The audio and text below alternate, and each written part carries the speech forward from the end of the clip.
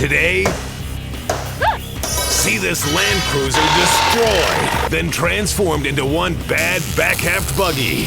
Plus, they're a necessary evil, competition judges. See how these off-road zebras keep their cool in the heat of battle.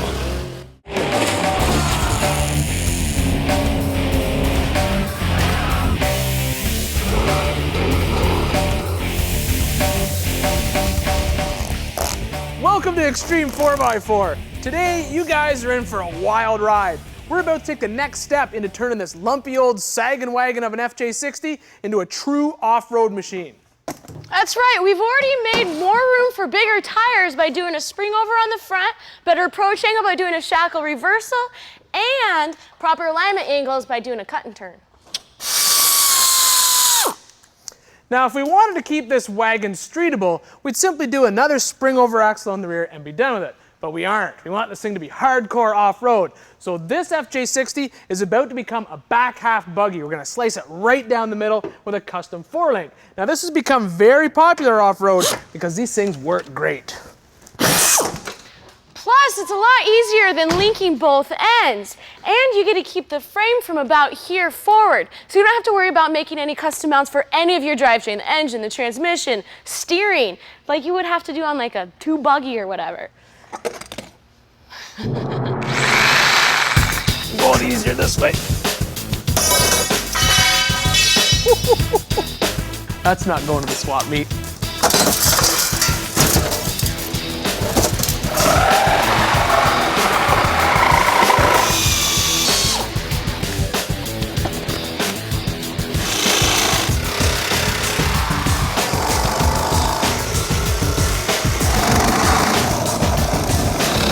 What's the expression? Do as I say, not as I do? Halt! Okay, break time. Get a bucket under there. Where's our buckets? When backgapping a truck, always be aware of your fuel line location. Ah, that stinks. And it's handy to have a guy named Sid nearby with an extinguisher, just in case. Toyota!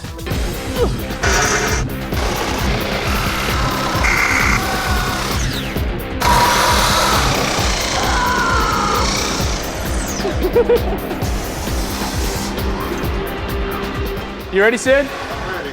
The exhaust actually might hold this together, believe it or not. Do me a favor, Jess, jump up and down on the back of the thing. Is it gonna land on me? It's stuck right here, hold on.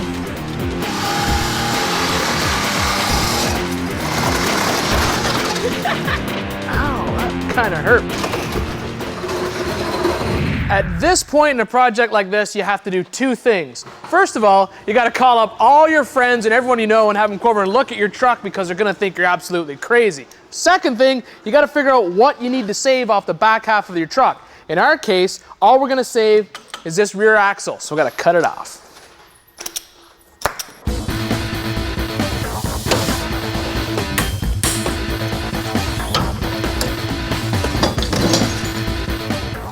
Now this whole rear frame section is going to be replaced with an entire tube structure so we can get better articulation on the rear axle. Now of course there will be a roll cage in the entire truck, but we need to start here with the main hoop.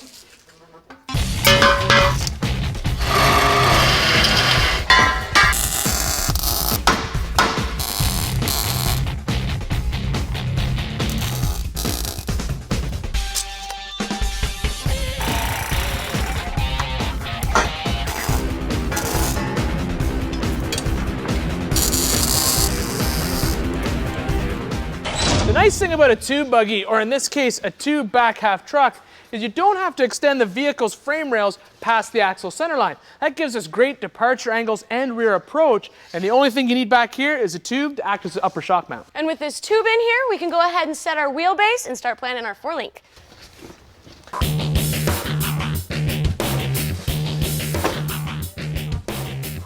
We could probably go up a couple inches if we want. Let's go just 1 inch. With the wheelbase set at 109 inches and the rear axle on jack stands, we can start to build some links for our forelink. We went to Evolution Machine and Fab and got these monster rod ends. These things are just flat out huge and they're strong. These things have never failed. When they've tested these things on typical testing equipment, it just maxes out the machine. You cannot break this thing. So possibly they're going to outlive the truck. We'll just take them out and use them in another project. And the nice thing is if they do start to wear out, they're fully rebuildable. You just break the joint down, and you just have to replace these 2 Teflon inner sleeves and then reassemble it, and it's good as new. Now we got obviously the jam nuts and the tubing adapters for our truck, and it takes a pretty specialized piece of tubing. It needs to have 1 3/4 inch inside diameter, and the tubing adapter just slides right in place. Once we tap that in, we can start figuring out the length. With the axle in place, we can begin our shock mounts. Now, normally that would require us building a bunch of little tabs, but instead, we called up the guys at Blue Torch Fab, and they grabbed us a pile of these custom laser cut tabs and brackets, including these lower shock mounts.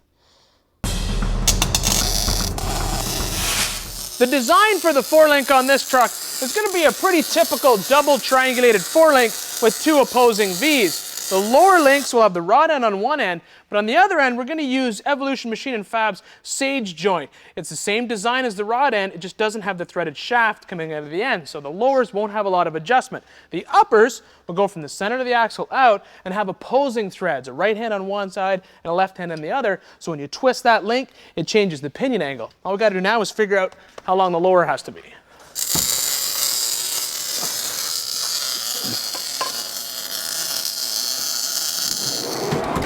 A link suspension requires a spring of some sort, whether it's a coil spring or a coilover shock. Now we went with the Rancho RSX 9000 coilovers. Rancho packages their shocks with the most popular spring rates available as one package deal. Now we went with the 12-inch 125-pound tender spring and the 14-inch 250-pound mainspring. The nice thing about coil shocks, aside from the gas-charged body that is adjustable to change how the shock performs, the adjustable ride height on the threaded body, and the variable spring rates, is they're actually really easy to install. With the shock mount in the lower bracket, we can measure for the upper tube.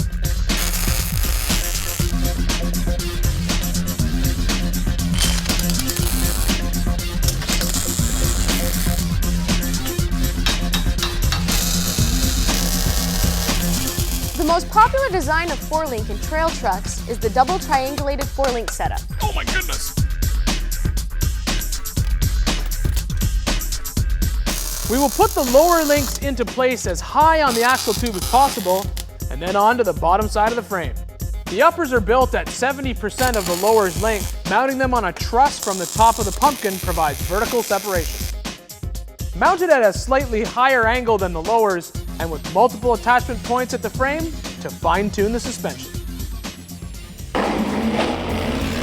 Up next, inside the most thankless job in rock crawling, we'll hit the trail and go behind the scorecard with the judges of W.E.ROCK when Xtreme 4x4 continues.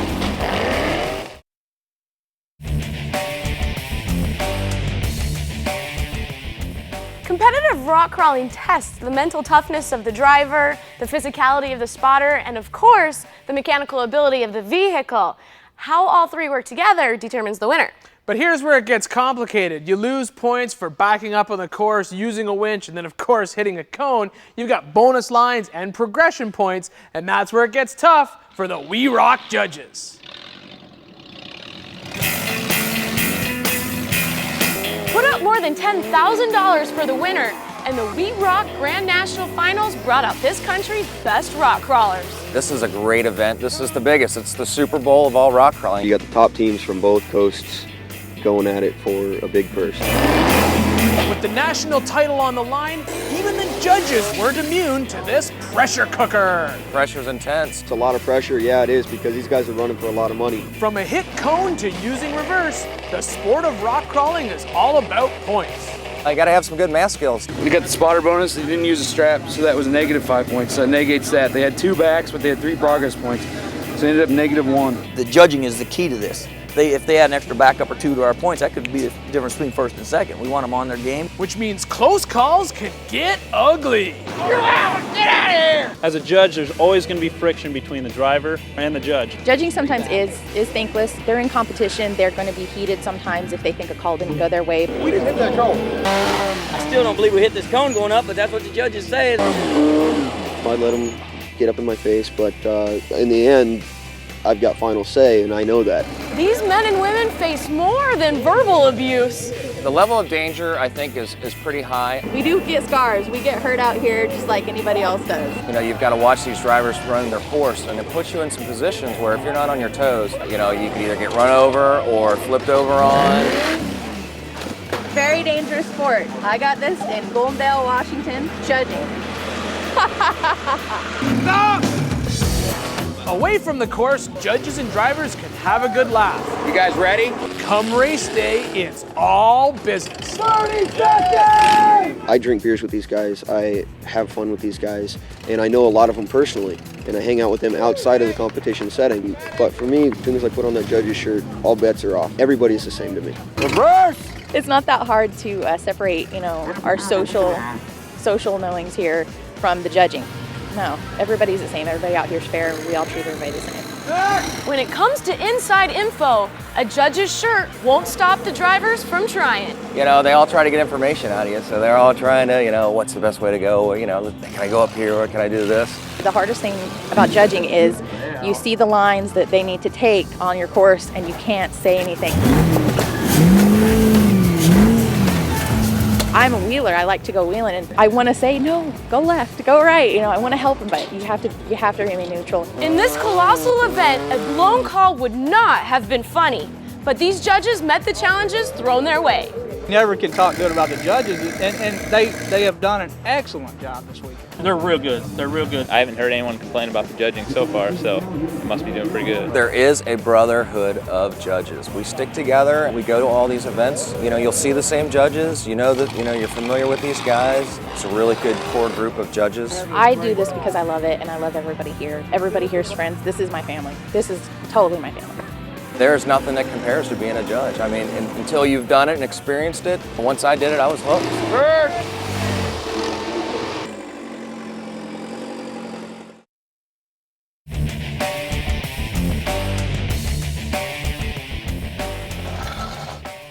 Welcome back to Xtreme 4x4 in our FJ60 back half wagon. The front end has already been taken care of with a spring over, and the rear end is hanging off of a custom double triangulated 4-link system and some Rancho coilover shocks. Now it's time to take care of the axles. I mean the stuff inside the axles, the gears, the shafts, the lockers, things that are really going to help this truck perform off-road. And the nice thing about the Toyota is it all comes out as an assembly in this third member. So when it comes time to change a ring or a pinion or a locker, you can do it on a bench, relaxed, comfortable, not laying on your back trying to work in the dirt. Now on this truck, we're going to install a set of Yukon Gear 529 ring and pinion, super deep gear ratio to help with our crawling. We're going to put that on ARB air lockers, front and rear, selectable locker that uses compressed air to lock the two axle shafts together. Now you're probably asking yourself, why do I need a selectable locker? Well, here's the main reason. You think of a truck driving down the trail. When you go to make a corner, your tires take two different trips around that corner. One takes a short distance and the outside one takes the long distance. So they travel at different speeds. If this axle is locked, when you try to take the corner, the wheels pull the whole truck completely offline and it just basically gets off the trail. Worst case scenario, you might have to back up to get it pointed down the trail.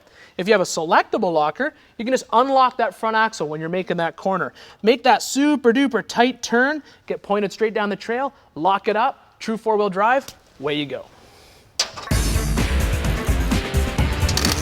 With the adjuster lock removed and the carrier bearing caps unbolted, the carrier is removed from the housing. Loosen the flange nut to remove the pinion, tap out both bearing races with a brass drift, and now you have an empty housing. With the shims under the bearing race, you can install both front and rear races with a driver and a hammer. Remove the bearing from the old pinion to get the master shim. Install it under the new bearing on the pinion. And install the pinion into the housing. The new ring gear is bolted to the ARB, new side bearings installed, and put back into the third member. this crush sleeve is what controls pinion bearing preload in the Toyota differential. The more you tighten the flange nut, this sleeve will actually crush or physically get shorter. Now this will control the preload or the pressure on the bearings, and if you get it too tight, this piece here is garbage. You can't uncrush it. So you got to take it back apart and replace it. If this is your first set of gears, you may want to get your vendor to send you a couple of these because it's a one-shot deal. Now backlash or side-to-side movement is controlled by adjuster nuts. When you turn this one in and obviously the other side out, the whole ring gear will move to one side, giving you more backlash. Do the opposite and obviously it moves in and gets tighter. Now the ARB unit comes with a special adjuster nut to make room for the actual seal driver that drives the locker itself. And once this differential is all set up, we can tear into the rear axle.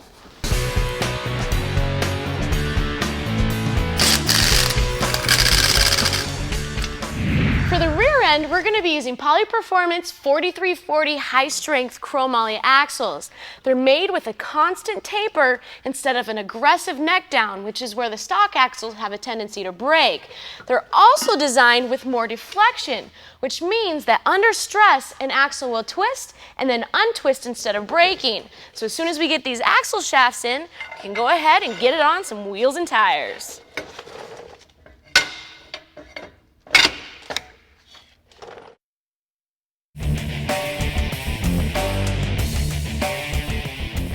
Welcome back to Xtreme 4x4. Our FJ60's got some beefed up axles hanging on some custom suspension, and the last thing to deal with today, tires and wheels. With everything mounted where it's actually going to stay, we can go ahead and finish weld everything in and add in some support braces here for our shock tube.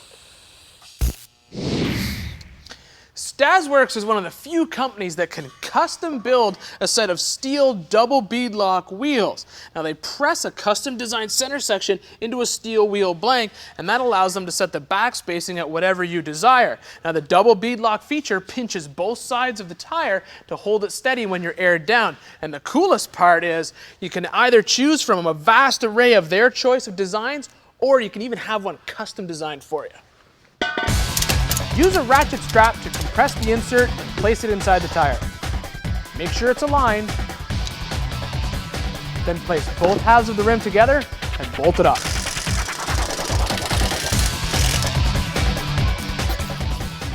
And for the meats, we chose these Pitbull 37 by 13.5-inch rockers. They have an aggressive deep lug for easy clean out, and they have real sidewall to help keep them puncture, heat, and cut resistant.